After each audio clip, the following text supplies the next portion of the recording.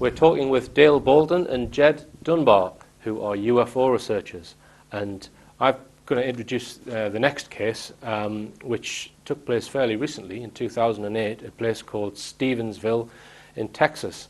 Now, this particular object was picked up on 5 separate radar sites, and some guys at MUFON, which is the Mutual UFO Network, the UFO organization in America, they've compiled this 76-page document where they've submitted Freedom of Information requests to the Air Force, and they were given a vast amount of radar data from these 5 different radar sites. And I guess perhaps the military didn't expect them to actually analyze and tabulate all of the radar data. And they also got 17 witness reports as well. They used 8 of these witness accounts because 8 of the accounts were able to identify the time and the direction of the object. And essentially what they did was they've drawn a 100-mile by 140-mile sort of cube. It wouldn't be a cube, but if you know what I mean, up to 30-odd thousand feet. And fill all the data. And they've plotted all of the data in that particular airspace. And there are 2 phenomenal graphs which come out of that. And the first is that you've got an object. Obviously, the radar data can't determine the exact size of the object, but it's been estimated from the witness accounts. But the object, when you look at its dynamics from the radar report, it basically was on the radar for an hour and 10 minutes. And at 3 minutes past 7, it was just passing along at about 40-odd miles per hour in a fixed direction. And then it just completely disappeared from the radar for 7 minutes, and then reappeared as if it had been going in a straight path. Okay, so it went completely invisible. And then at another point, about 20 minutes later, it accelerated to 532 miles per hour in 30 seconds, and then it decelerated to 40 miles per hour 10 seconds later. Now, if you compare the 2 speeds of 500 and odd miles per hour to 49 miles per hour, there's no aircraft that can do that. Because if you've either have a fast-moving aircraft like a jet, it'd be dropping out of the sky. Yeah. Perhaps a Harrier or something like that could do that, but they wouldn't be able to sustain the slow speed for very long. Yeah. And this thing was tracked for well over an hour. So, and the other thing, it actually speeds up to 1900 miles per hour, where it appears there's one radar return that's miles out of the way. So the dynamics of it are phenomenal, basically. And it didn't have a transponder fitted, which suggests that it wasn't a known aircraft. And we can go further in the fact that the witnesses' accounts, they've all been sort of compiled together, and they all basically correlate with each other. You've got 8 witnesses, I think, at various different points along the path of this unknown object, and they've actually accounted for the fact that people have a tendency to exaggerate the size of UFOs, and they believe it to be approximately 1,000 feet in size, which is similar to the case that we discussed, two aircraft carriers. It's probably the size of a large sports stadium. Yes. That's the kind of size we're talking about. But what I found interesting about this case is that there are in that 100 by 140 mile sort of piece of airspace, there were lots of commercial airliners who would just so happen to be landing or taking off, and there was a lot of military activity. But the military activity, it didn't suggest that it was pursuing this object, because you had the object coming along here and the military just doing that. It was as if they were in the air and they were aware of it, perhaps. Mm-hmm. And there's also, they believe, they haven't concluded, absolutely, but they believe that there was a craft, very high altitude, just basically circling the whole area throughout the whole time, and they believe that was an AWACS craft that will have had its own radar, which hasn't been released. So, again, another massive object. But one of theirs or one of ours? Well, I mean, this is the thing. I would say it's one of theirs. That would be my guess, because have we got the technology to completely disappear a 1,000-foot wide object in the air?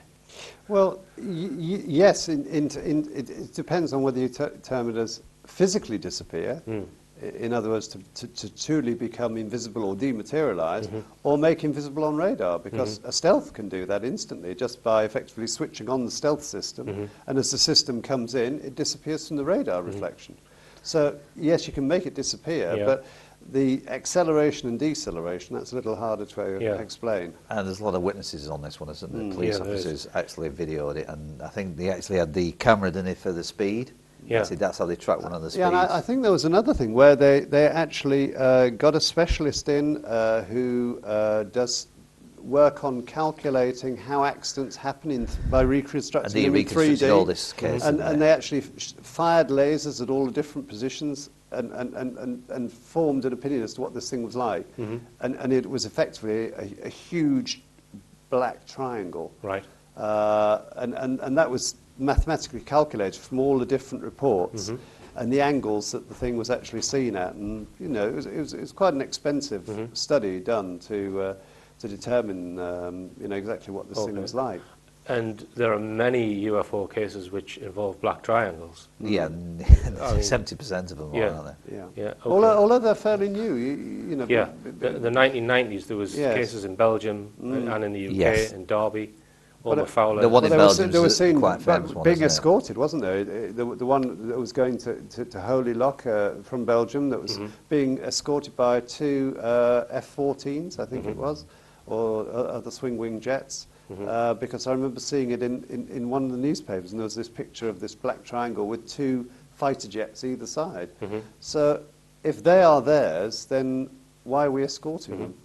I mean, it does tie in with a case that David Caton looked into. I've covered that in one of my programs. This was over, I'm trying to think if it was like the Manchester area, and basically a pilot saw a triangular shadow, which was again very large shadow, underflying them, but he couldn't see the craft.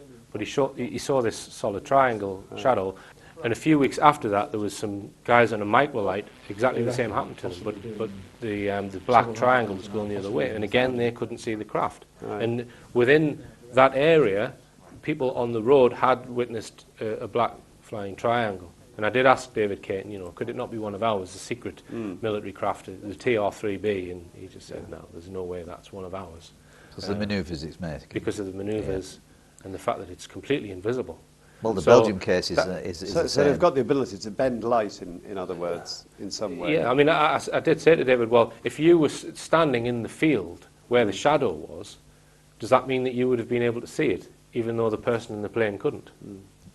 But then there's new battle technologies that are pretty much almost in theatre now, where tanks have effectively thousands of miniature television screens, LCD screens, high-definition LCD screens, that are part of the armour, and they can stop them, and effectively the cameras on the other side of the tank take a picture and project it on this side of the tank, and when you put it against the background, the whole lot completely invisible and seamless. It would still cast a shadow, but you actually cannot see it physically with your eyes. Okay. Well, I mean, so this was triangular craft, 1,000 feet. How is it being kept off the ground? Did I not? I'm sure I heard that there were these sort of circles or ovals, lots of them underneath the craft, that were possibly some kind of propulsion system or inertial shielding or something like that to cancel out the gravity, perhaps. Although, as I say, there was talk of a stealth balloon project, which you know, some people took seriously and other people didn't. But you know, why you would want to have a black stealth balloon of those dimensions, and how you'd actually get it to move fast and slow down is, you know, we all know balloons tend to sort of float along quite slowly. And they don't travel at 500 knots. No, exactly. This case is a little different in that the military seemed to know what was going on, and I have read that it was heading towards George Bush's Texas, you know, house wherever he lives. In fact, it covered a lot of military bases, didn't it? It went round in virtually half an hour, didn't it? So maybe, you know, maybe it is one of theirs. It's just that our military know more about it now than they did in 1942 or 1948, as the cases that we're going to discuss. Or maybe it's been, you know, captured and they've been taking all this time to figure out how to fly it. And now they're doing test flights, but they only tell certain levels of the military that need to know, you know, that the mission is actually on. Yeah. One thing that really frustrates me about cases like this one is people say to you things like, yeah, you believe in UFOs, Richard, but we've never had that Independence Day type solid evidence, have we? And I say to them, yeah, we have. It was in Stevensville, Texas in 2008, because if you took this report and you create a BBC News at 10 item out of that report, the people would believe it was right, on the BBC. with a proper reconstruction of the craft and put it on as the main news item, that would be it. That would be disclosure. Correct. Or acknowledgement, but it's never done. It's always watered So the question down. is, why are they hiding the information? And we're probably going to go into that in the next program, because there are competing theories as to why. I mean, you say hiding it. We are aware of a lot of this information. Obviously, It is not trying to be all covered of up, though, isn't it? Sorry. It is trying to be covered up. Oh, yes, absolutely. Or explained away. I mean, they can't cover it all up. People use the word disclosure, but I would use the word an acknowledgement. That's all, because I think disclosure suggests we want you to tell us all of your secrets, whereas an acknowledgement just suggests, well, we want you to acknowledge that what we already know is correct. And that would perhaps be a stepping stone towards disclosure. But once you acknowledge something, then you've let the genie out of the bottle. And once you said, well, yes, what you saw So they existed, can never admit it. there's no going back. And all governments, at the end of the day, are frightened of their people because the people are the real power. Yeah. Sometimes they forget this, and I think that the governments often look at their people and say, well, do you really need to know this? All that you need to know is everything will be all right. Just leave it to us. Yeah. Keep watching the football. Yeah. Yes, exactly. And if there's any bad news, we won't give it to you all in one go. Yeah. We'll give you the bad news, but we'll spread it out over several weeks, and you'll feel better about it then. Yeah. It is frustrating that our supposed democratic governments are so nannyish with the information, thinking that they have to protect us all the time. Well, I still think that many of the governments think that we're the same people in the 16th century that. We'd do something extreme if they said that UFOs or paranormal existed. We'd go out burning people in the streets and basically run amok. Basically, what Dale said is correct. Is once you admit to one, then the cat's out of the bag, and they've got to run. Well, the public then have a right to demand. Of further information. Correct. It's like a domino effect. And if you can demand that, well, okay. Well, what's at Area 51? Well, how long have you had it? And can I take a ride in it? Can we have the same? And after all, I own it. It's why my didn't you taxes. tell us at first? Yeah. So it gets. Yeah. It's easier for them to just draw a curtain But we do know and deny everything rather than admit to one thing. We do know the information will come out. It may be 5 years, it may be 10, maybe 15. But I think it's mostly on a need-to-know basis. I think that certainly most of these secret technologies tend to come out more through conflicts in other parts of the world. That's where they're allowed to be seen openly as opposed to covertly. Yeah. Yeah, I often think that it might come out by accident or via a route that they hadn't thought of. But anyway, that's all we've got time for in this particular programme, but we are going to do another programme and cover some further cases. So thanks, Jed, and thanks, Dale. We'll get you beamed back down to planet Earth. And it just remains for me to say, keep your eyes on the skies, your feet on the ground, and tell all your friends about this show.